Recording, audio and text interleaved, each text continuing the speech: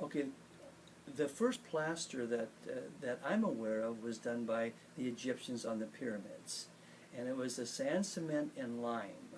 If you look at the top, and if you've watched the channels, you look at the top of some of the pyramids, you'll see it's perfectly shaped and it's white and it's smooth. That's lime, but it's a plaster finish. And from there, and we go over to South America, we see that the Incas and the Aztecs also used grout and plaster to plaster between their rocks to hold their stone together for their stone houses. So plaster goes back over 5,000 years.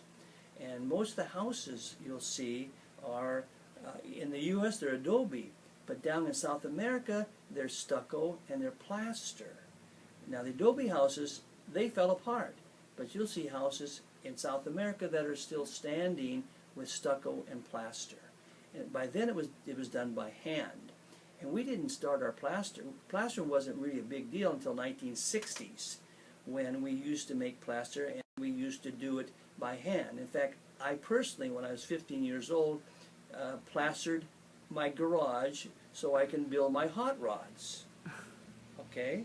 So I did my first plaster job when I was 15 years old, by hand and trowel.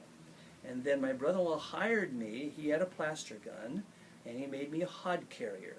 So I was a hod carrier at 16 years old, packing hod to go into an old Thompson A3 plaster pump that was made by the Thompson brothers, the Bennett brothers in California.